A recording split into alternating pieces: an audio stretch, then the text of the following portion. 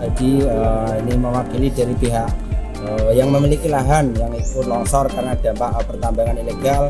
Kami menuntut kompensasi baik jangka panjang maupun jangka pendek. Jangka pendek yaitu berupa tanaman jagung, tanaman buah-buahan dan tanaman kayu keras. Untuk jangka panjangnya yaitu tentang kerusakan lahan kami yang sudah tidak bisa untuk dibudidaya lagi. Sehingga kami menuntut kompensasi dari penambang karena penambangan tersebut adalah penambangan ilegal.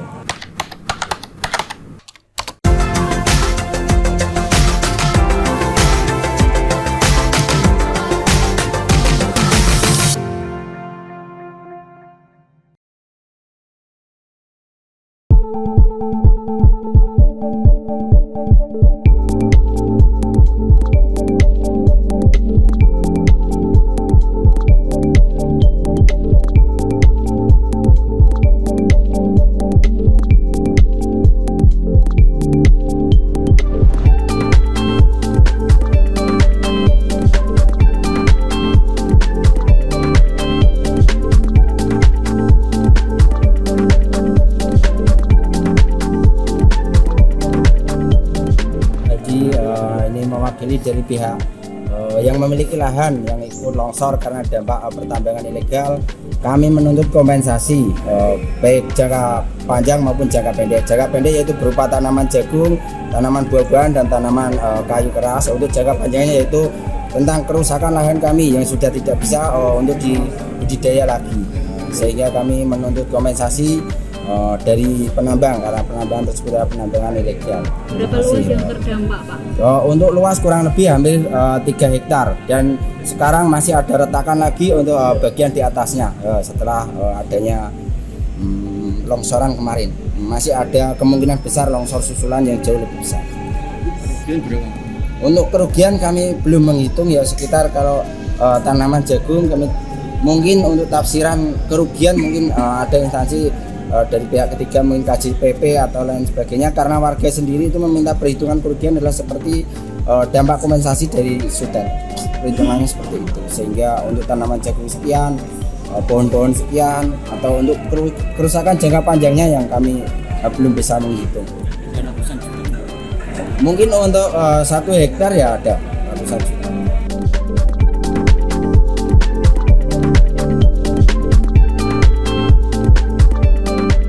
Kondisi kendeng ini adalah jawaban 20 tahun yang lalu yang kami mengingatkan pemerintahan Pati bahwa kendeng ini adalah omahe banyu. Jadi sebagai kawasan resapan, tapi perlu diketahui juga ini juga penyerap CO2, penyerap karbon. Berapa harga karbon?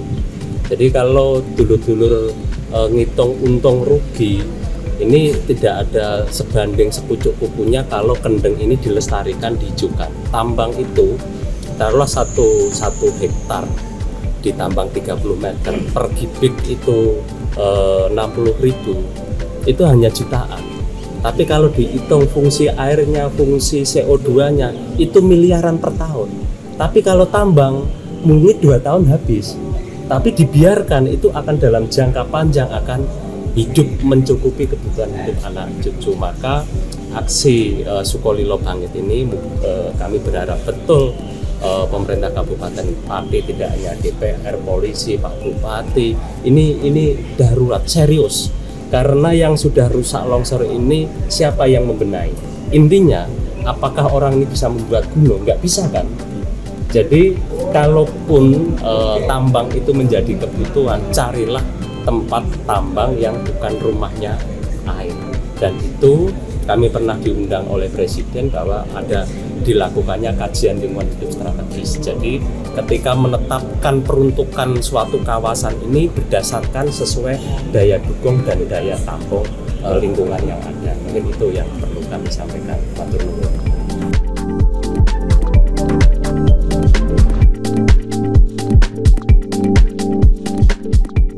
Ini kan semacam mendadak gitu ya, memang beliau-beliaunya itu menyampaikan surat kepada DPRD untuk diadakannya audiensi terkait dengan kejadian musibah di Kedung Minong sebagai akibat dari penambangan. Dan kami berharap, kan ini masih baru surat, nanti kan tinggal di follow up tetap kami sampaikan ke pimpinan.